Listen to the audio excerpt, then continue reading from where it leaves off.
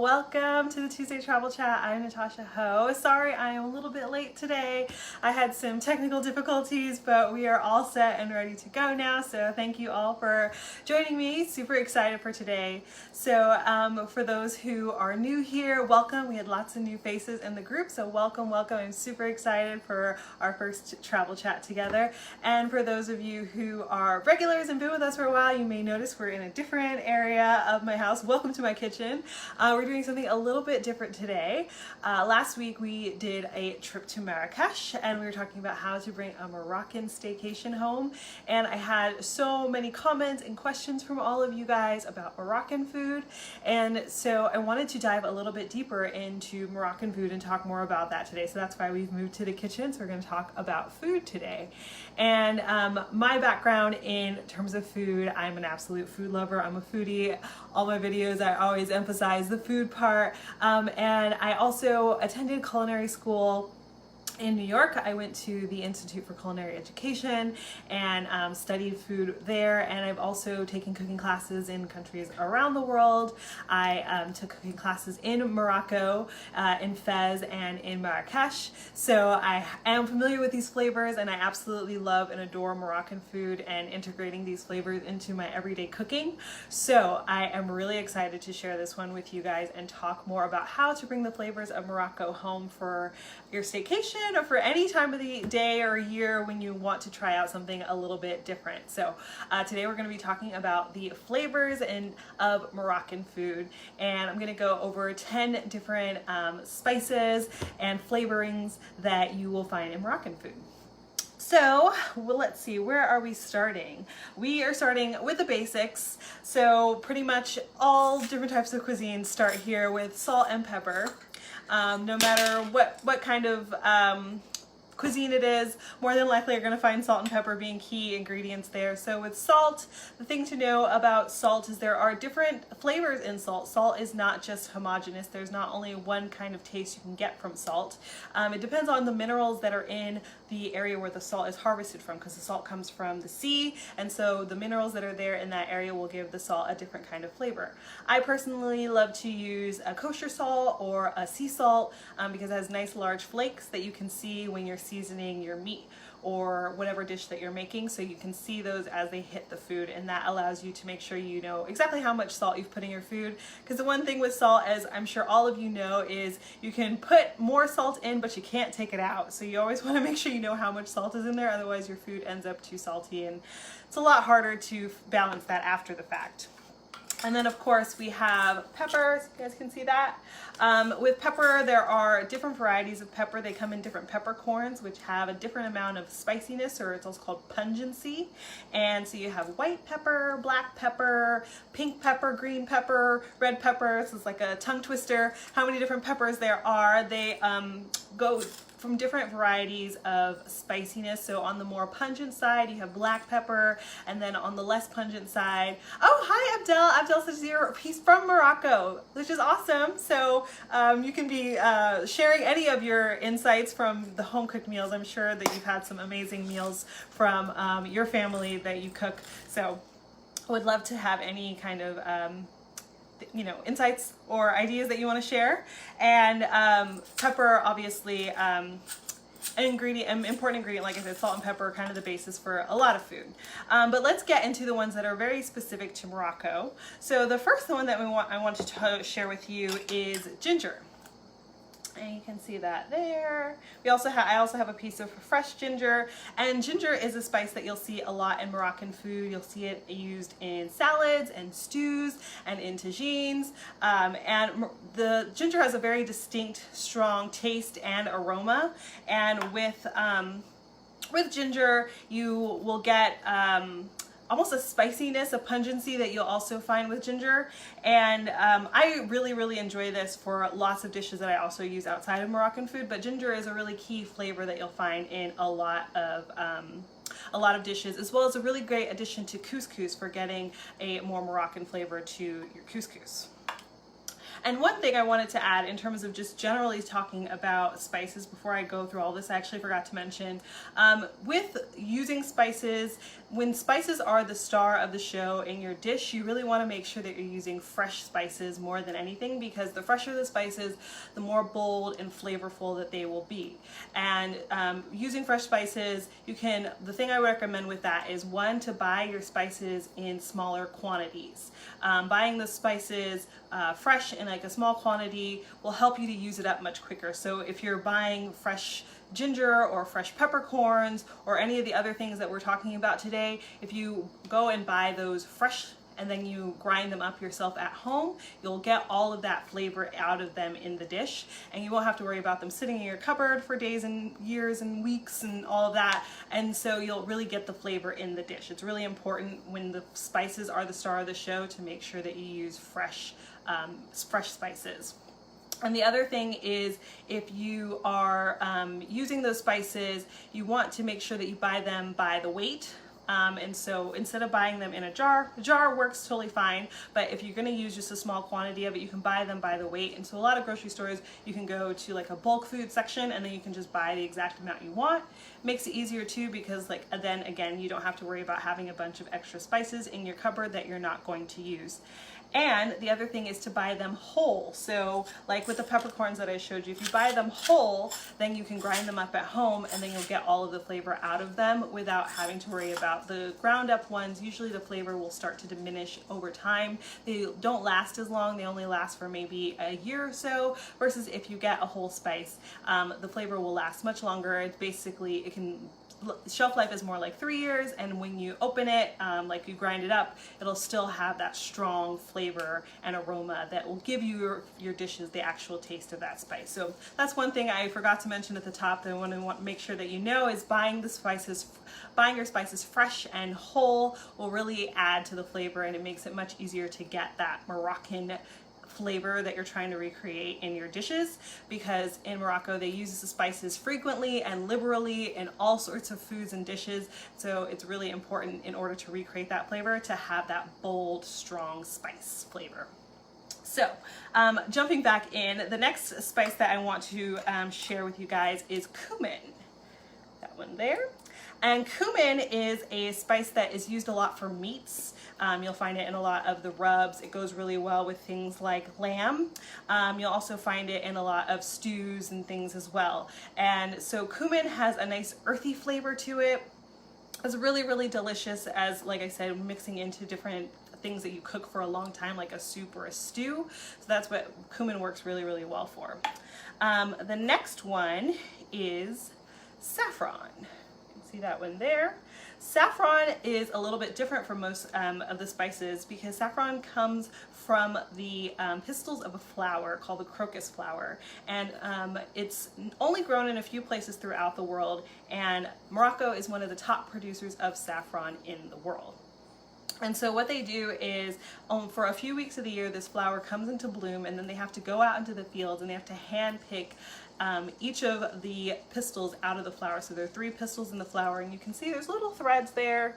Those little red threads are what creates the saffron. And so saffron is one of the most, I believe it's the most expensive spice of all the different spices, because you only get a few different threads from that one flower. And I think it takes, I wrote it down, how many, I think it takes 200,000 flowers to produce 1 kilo of saffron. 200,000 flowers to produce 1 kilo of saffron. So it takes a lot of flowers, a lot of picking, which makes it more expensive, but it's so, so, so delicious, and a little bit goes a long way, which is the nice thing when you're using saffron. And the thing, saffron, it adds really great flavor as well as color to the dishes that you're making, and you just have to use a little bit. It's a really key ingredient to the Moroccan soup harira, and is also used in a lot of tagines, and again, like with couscous. So this is a really good one to add to your collections, having saffron on hand. And the next spice that we have, just get my lid here so that I don't spill all over myself. We have turmeric. And if you've never seen it fresh, this is what fresh turmeric looks like. It's kind of similar to ginger, but once you crack it open and look on the inside, you see the color is quite different from ginger. It's more orangey. And turmeric has lots of different uses. It's very versatile. It is used as a dye. It's also used for medicinal properties and also for flavoring food.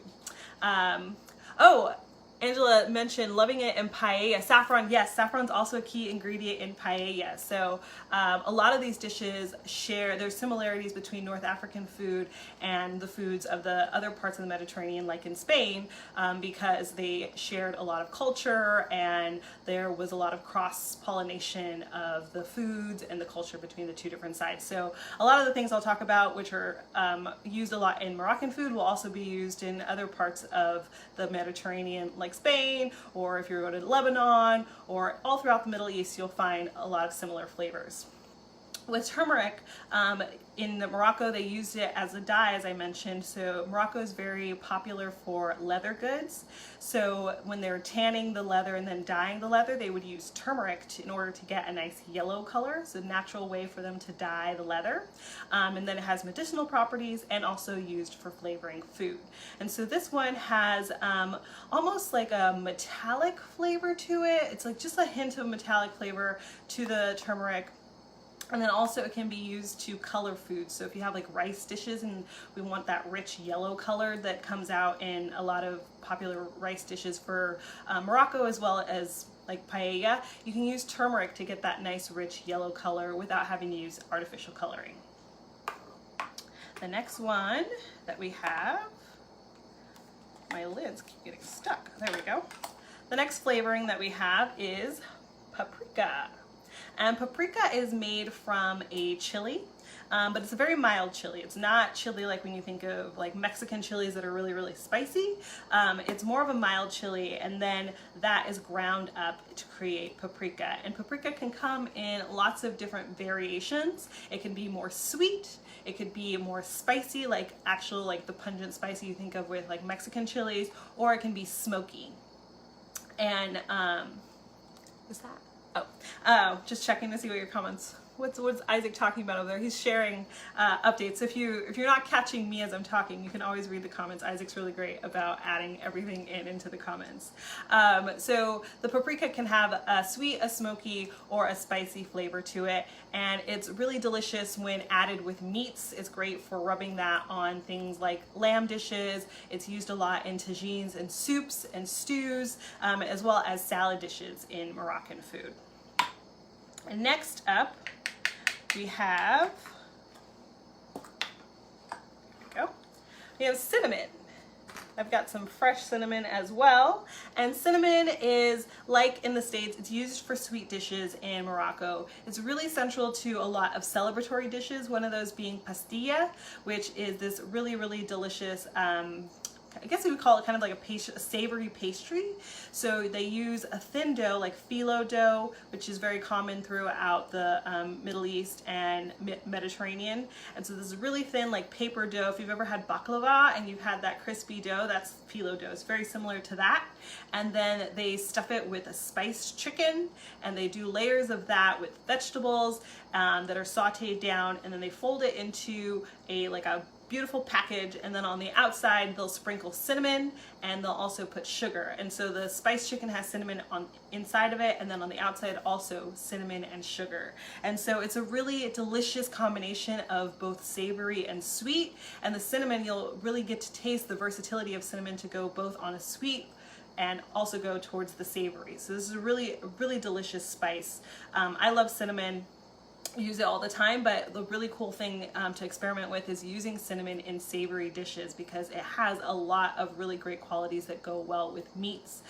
So trying it out with chicken, like a spiced chicken, is a really great way to use the cinnamon if you have never tried a cinnamon that way, if you've only had it with sweets.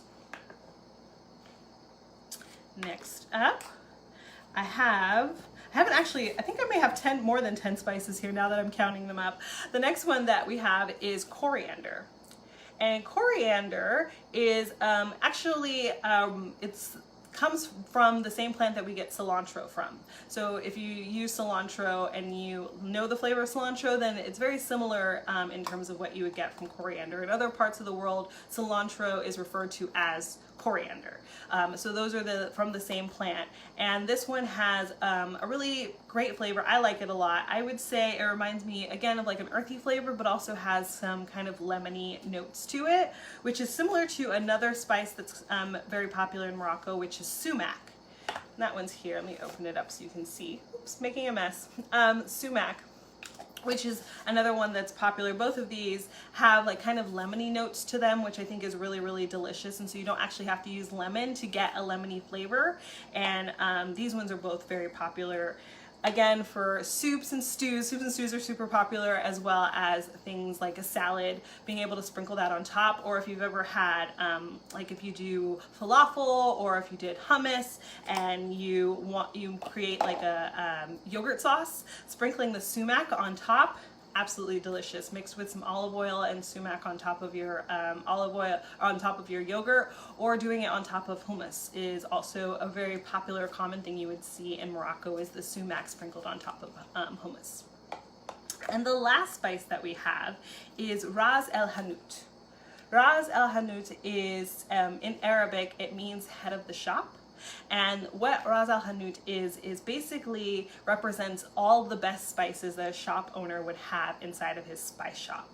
So he would mix together the best of the best and would create this blend and be able to sell that. So usually that would include things like cardamom and nutmeg and mace and cumin and all sorts of really delicious flavors that are mixed. Each shop owner will create their own mixture, so it's specific to that shop, and people will have their favorite place that they'll go get their spice blend from based on what that shop owner puts into the spice blend. And it can have up to 30 different spices in that one spice blend. That's again Ras el Hanut, and you can find that at I found it at just regular grocery stores as well, so it's not something that is super hard to find. It's a lot of I think things like this have started to cross over into other parts of the world, so it's not something that is only specific to finding in Morocco.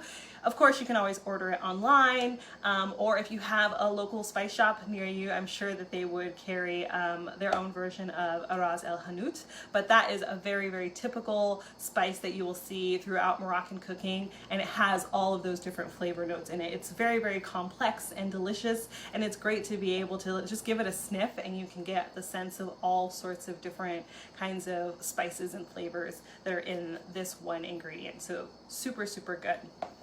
And the last thing I want to talk about is not actually a spice, but it's a really key flavor in Moroccan food. And so if you want to recreate Moroccan food at home, I think this is one that's super easy to do, as well as an essential. And even if you're not making Moroccan food, it works really well with a lot of other things. So the last thing, it's called preserved lemon.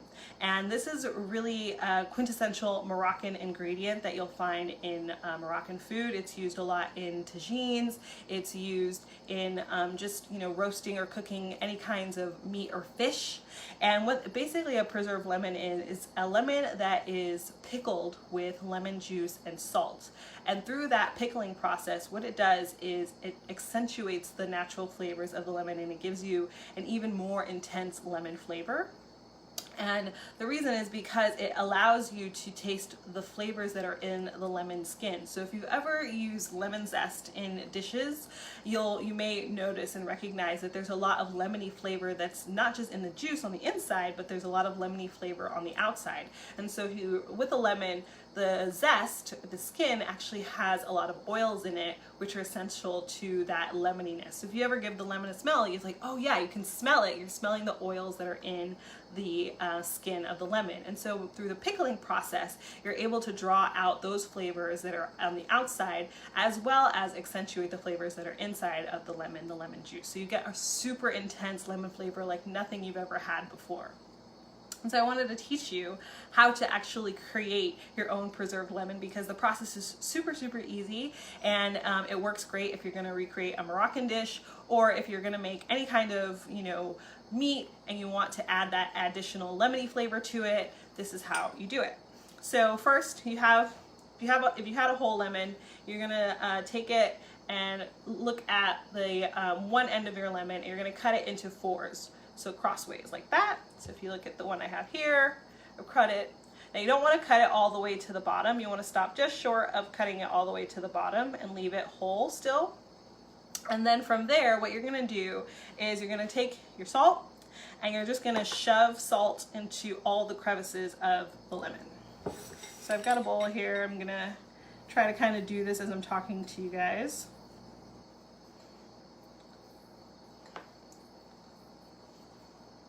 Here we go.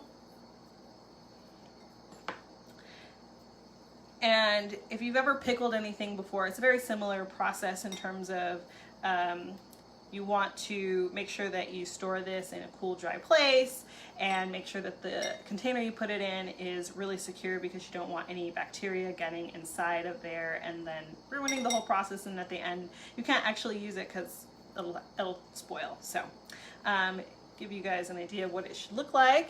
I've stuffed salt into all the corners and crevices. I just realized I have a cut on my hand, and if you've ever had salt in a wound, that's what I'm experiencing right now. You don't realize you have a cut on your hand until you actually have salt on your hands and there's salt inside the wound. But so be careful if you do have a cut on your hand. Wear some gloves. But so you get the salt into all the corners and crevices of the lemon, and then what you would do, you could do multiple of these to fill like a jar. I have like some leftover jars that I use. These are ones that I've gotten from other things that I've purchased. So you can just get a jar like this, and then, or if you have a pickling jar, if you pickle at home, or canning jar for like jams and all that kind of stuff, you can use one of those. What you would do is you would put the lemons inside of here, and you want to either, if there's enough juice from the lemons themselves, you can kind of squeeze them so that they're completely covered by lemon juice, or you can get some additional lemon juice and put that inside with it. You really just want to make sure that the lemons are completely covered by lemon juice, because again, that prevents the bacteria from being able to start growing inside with your food, which you don't want that at all. So you put all of them inside, and then you just let that sit, and you want to let it sit for at least like 5 to 7 days for the pickling process to really take place, and for the oils to start coming out of the skin of the lemon and really get that intense lemony flavor. But it can sit for longer than that. You can leave it to sit for a few weeks, and the longer that it sits, the more intense that the flavor will be, and that will blossom even more. And so again, the way that you could use this once you're done, you would just need to cut it into slices, and then it goes really great if you were making like a fish dish, and if you make like fish fillets and you put lemon slices on top. This, you could replace it with this, and it will have an even more intense lemon flavor. And the great thing is you can eat the whole thing, because a lot of times when you have the lemon, the flavor, the outside is not very pleasant to eat. This, you can eat the whole thing, because through the pickling process it'll become tender, and the flavor will be absolutely delicious throughout the whole entire lemon. It also works, like I said, with chicken. If you're gonna make a tagine at home and you want to make like a chicken tagine, absolutely necessary to have the preserved lemon. It's a flavor that you cannot replicate without having a preserved lemon. If you just use a regular lemon, it won't be the same. You absolutely need to do the preserved lemon, and if you start it now, then you'll be able to have your tagine in 5 to 7 days, and it'll taste absolutely delicious. There's also, I've seen it also on the shelves at grocery stores, preserved lemon. I saw it at a Trader Joe's. So it's also possible to buy a preserved lemon at the store, but it's a lot more fun to do it at home yourself, and be able to actually go through the process, because this is something that people do at home all the time in Morocco. This is, when I took my cooking class, this was like the first thing we did was making preserved lemon, because it's so essential to Moroccan cuisine. So highly recommend doing this and using it in all sorts of foods. Wherever you want a lemony flavor, using a preserved lemon will give you a lemon flavor times 10. So that is the end of, my hands are all covered in salt now. That is the end of our spices. But the thing I just really love about food and recipes and cooking is that it allows you to travel all throughout the world with just your taste buds. You get all sorts of flavors and smells and taste just by being able to eat dishes from all around the world. And it's like kind of a dream for me to be able to do that. And I don't know about you guys, but who has been dreaming about taking a vacation after being inside for so long? I know that I am.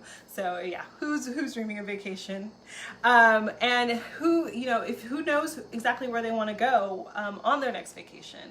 If that is you, I would love to help you to explore that and do an exploration call with me to talk about your dreams of where you want to go and what you want to do, how to create that and bring that to life.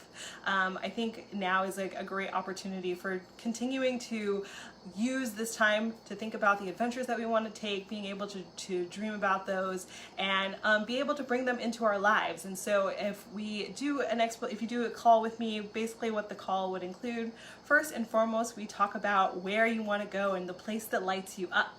So we get to have a fun conversation that's all about travel and food and being able to dream a really big, cool dream about travel. I mean, for me, that's like the thing that I absolutely love to do, is just talking about all of this and being able to think about those cool places that I want to go to. So we'll talk about what are the places that light you up, where do you want to go. If you know already, then we can really explore what that would look like. If you don't know, then we can be able to come up with ideas of what that would look like for you. And then the second thing that we would cover and talk about is, you know, what might be getting in the way for you right now of being able to have the kind of experience you're dreaming about, whether that's obviously not being able to go, you know, travel as far as you want, or if it's something, you know, closer to home. Is it, you know, taking care of kids? I have a little guy too, so I understand. Is it, you know, a busy work schedule and, you know, having to juggle all sorts of different things? So we can talk about what might be getting in the way for you.